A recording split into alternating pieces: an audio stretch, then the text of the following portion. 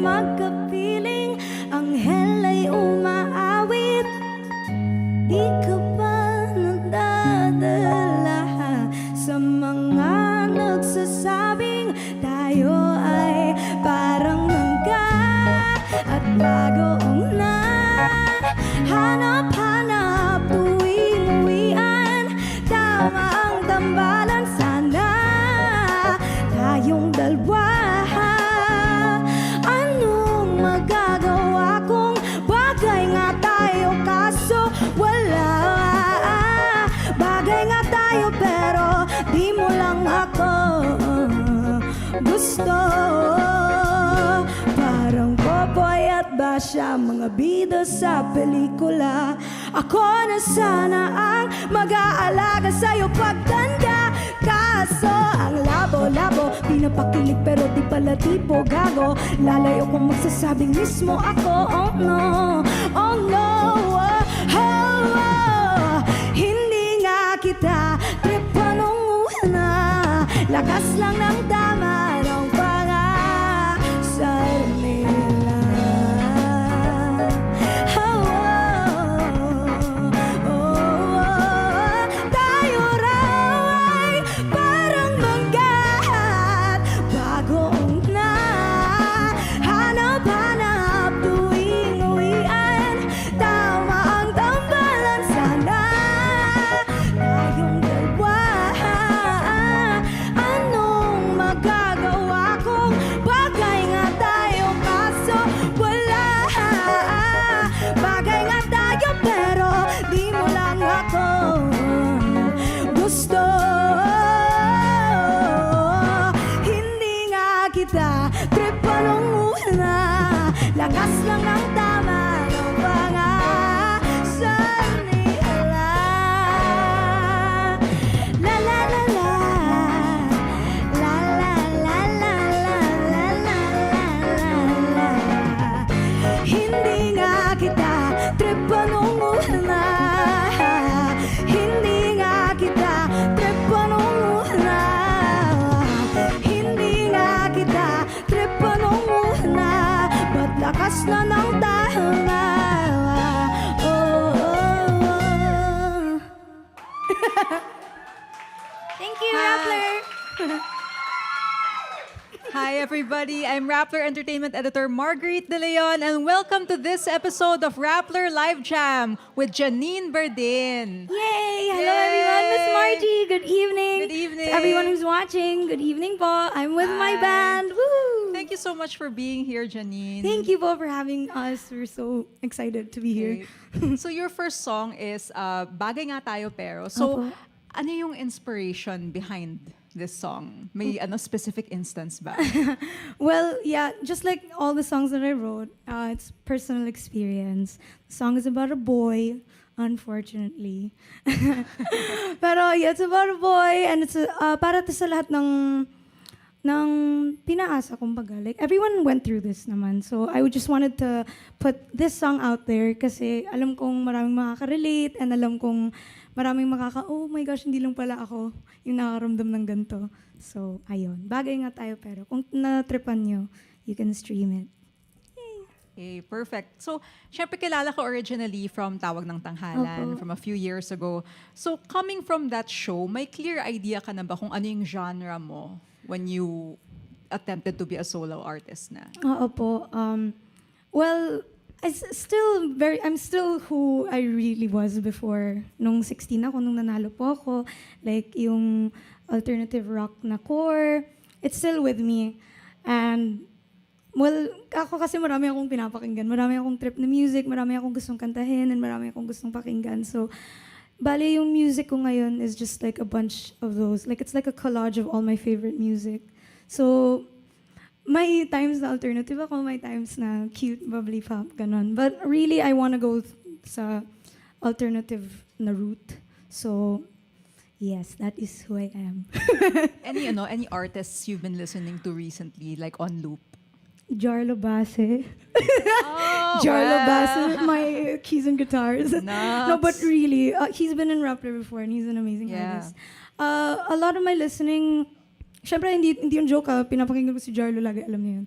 Tapos, siguro yung music ko talaga na pinapakinggan ko, mga, ano ba yung pinapakinggan ko? Nakinakabahan kasi ako. My Chemical Romance, ganon. Queen, I listened to Queen growing up, Eraserheads, but really what influenced my songwriting is Adventure Time music, yung mga ganon. Yung mga cartoons na pinapanood ko dati, ang galing kasi ng pagkakasulat nila ng mga songs, so mga Adventure Time, mga Steven Universe, ganon. Eraserheads, huge influence. Madami. Very many. Yes.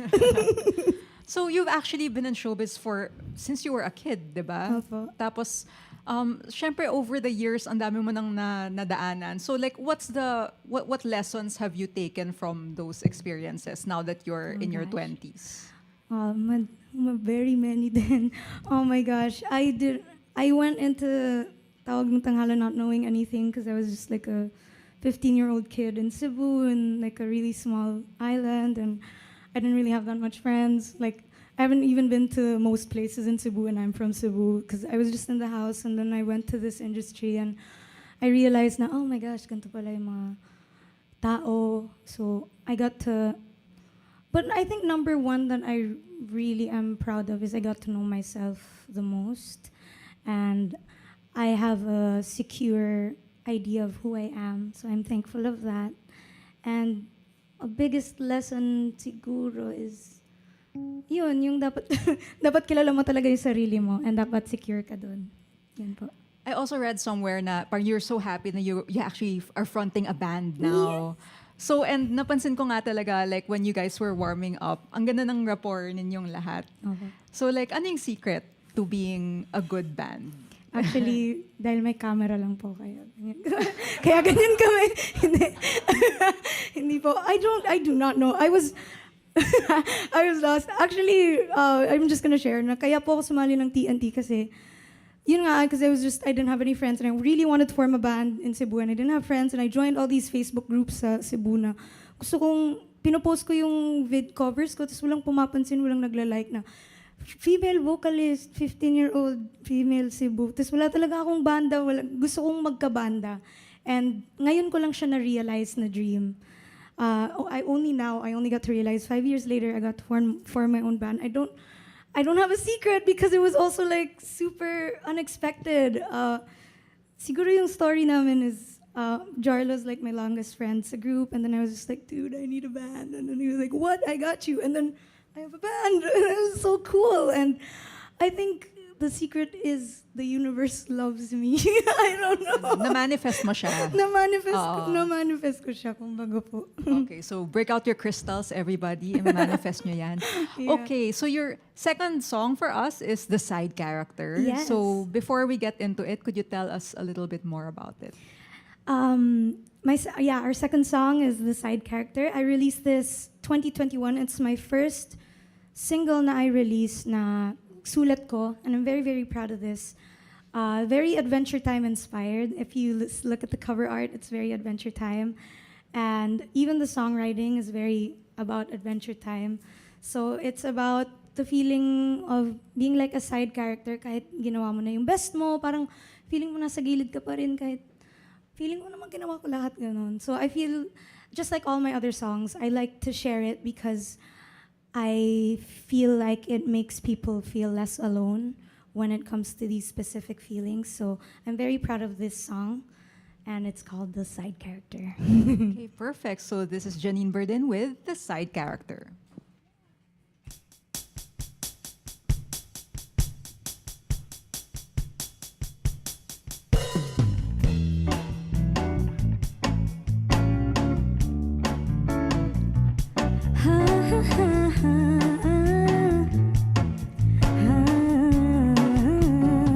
I'm at the bottom of the list.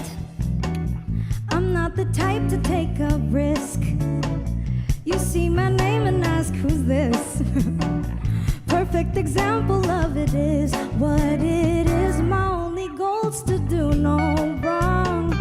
Whichever rizzle go along. Bury my thoughts in all my songs, 'cause my music is where I belong. Oh, and if we meet eyes, look away and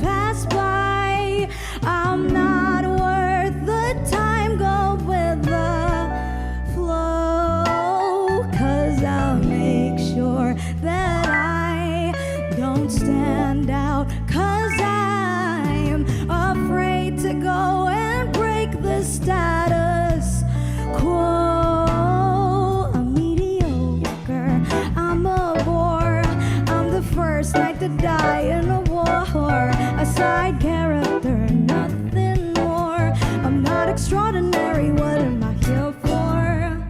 You on your worst day is my best. I look at you and I'm depressed, stuck in a cycle of a medieval quest. Nah, I'm really just a mess. Yeah, make sure that I don't stand out, 'cause I'm afraid to go and break the status quo. 'Cause when I'll choose to try to word out all my crimes, I still don't get the lead for the whole show. Sorry, I'm mediocre, I'm a bore, I'm the first knight to die in a war. Side character, nothing more. I'm not extraordinary, what am I here for? I'm mediocre, I'm a bore, I'm the first knight to die in a war.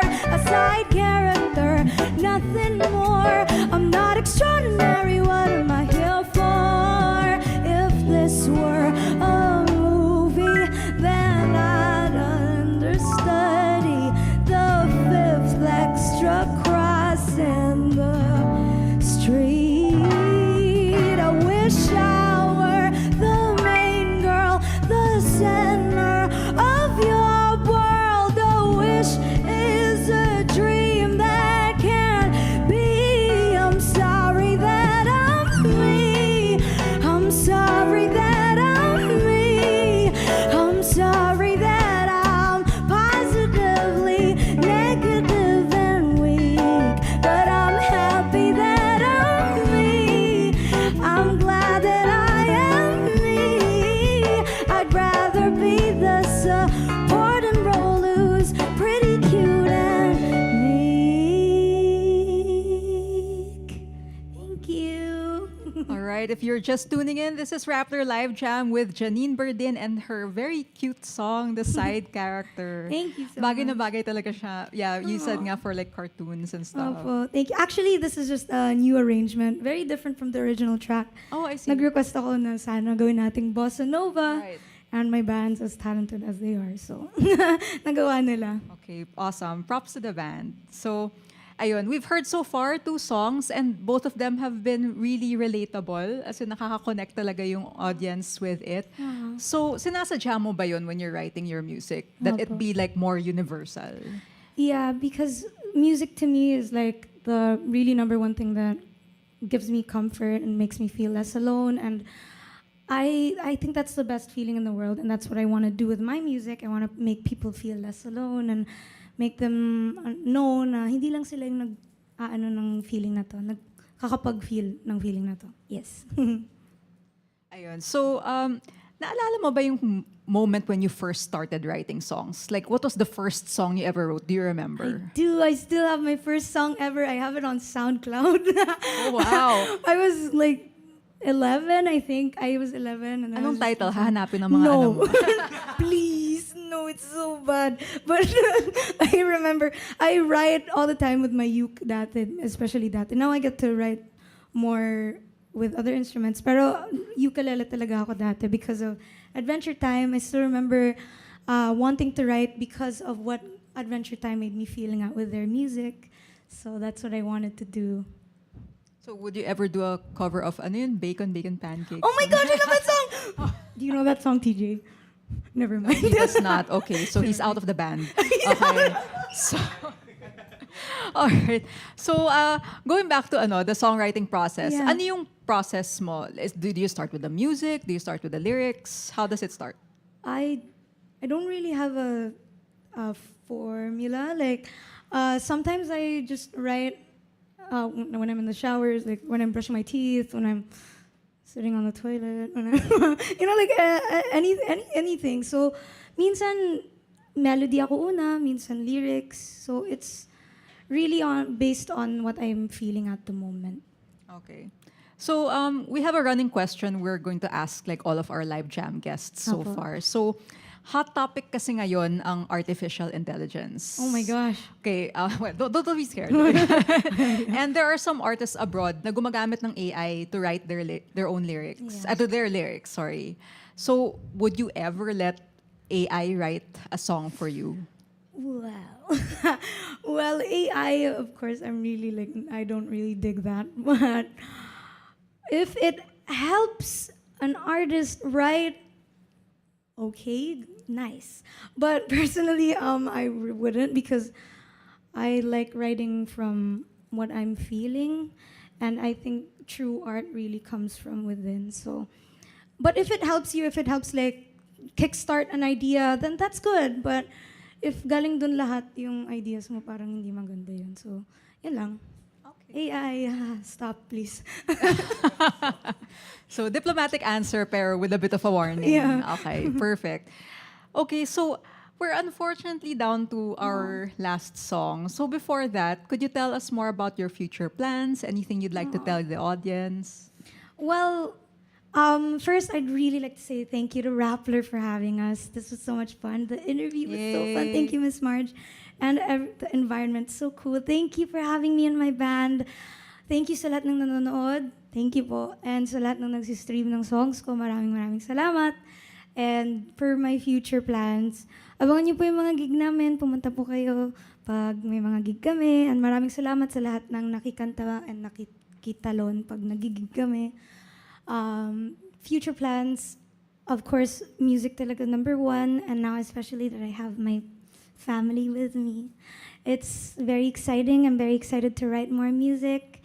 I'm very excited to, be a part of OPM. And sana supportan po natin yung OPM even more. And for more events and stuff, I'm Janine Berdin on social media platforms. So you can check me out there for my shows and stuff. Thank you very much. And somewhere out there, there's a SoundCloud song No, of the please. 11-year-old. Ano. Can we take Okay. that out? So your last song is Mahika. Before we get into your last song, could you tell us a little more about it? Yes, Mahika. I am very, very proud of Mahika. It's a song me and my friend wrote, Adi. He's not here, so I'm going to sing his parts for him. Mahika is a song about parang may tinatago kayong feelings for each other, tapos hindi niyo magawang aminin, and this song is the perfect way na parang i-release yung feelings na yun. So I would like to say thank you to Adi, of course, for having me sa song na to, and for even thinking of just having me sa song na to. And we're very, very proud of it. It's still charting, and we're so proud of it. Kaka 1 year lang ng song na to. So gusto ko lang mag-thank you po talaga sa lahat for supporting Mahika. And I want to say thank you to Mahika because it changed my life. Thank you. Ganda. Okay, so this has been Rappler Live Jam with Janine Berdin. This is Mahika.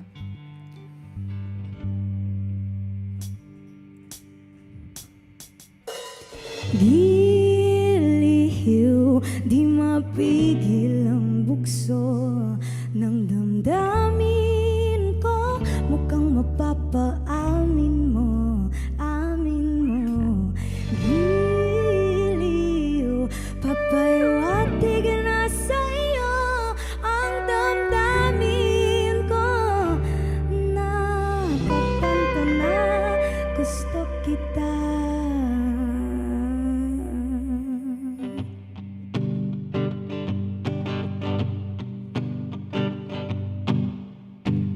Babadyang hangin nang nakapalipot sa atin. Tila meron ba hiwatig? Ako'y nananabik. Di naman napilitan, kusa na lang naramdaman ang di naasahan. Pag-ugnay ng kalawakan, ibon sa paligid umaawit-awit, natutulala sa nakakaakit-akit mong tinatangi. Napapangiti mo ang aking puso. Giliw, di mapigil ang bukso ng damdamin ko. Mukhang mapapaamin mo, amin mo. Giliw, papaywatig na sa'yo ang damdamin ko. Napagtanto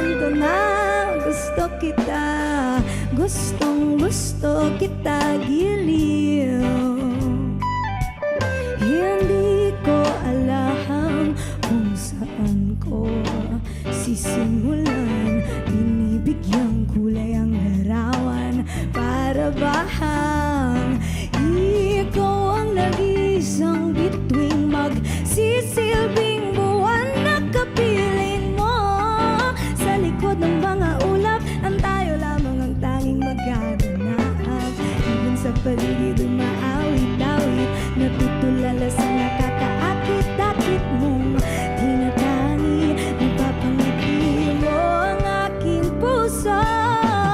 Hiliw, di mapigil ang bugso. Ang damdamin ko, mukhang mapapaamin mo. Amin mo, giliw, papaiwatig na sa'yo ang damdamin ko. Napagtanto na gusto kita.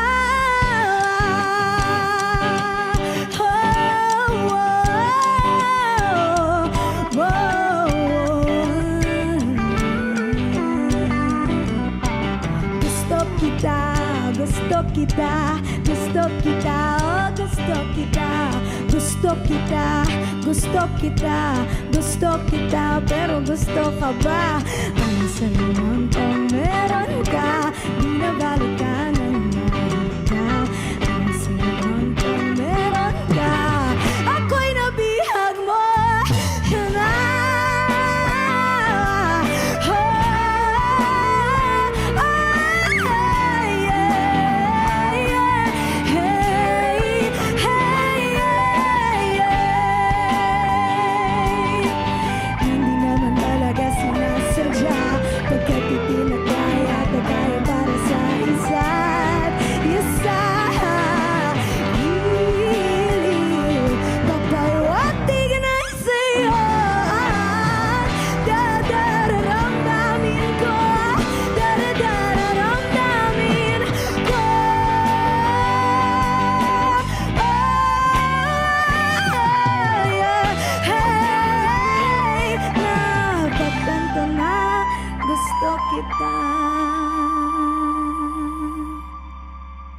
Thank you, Rappler!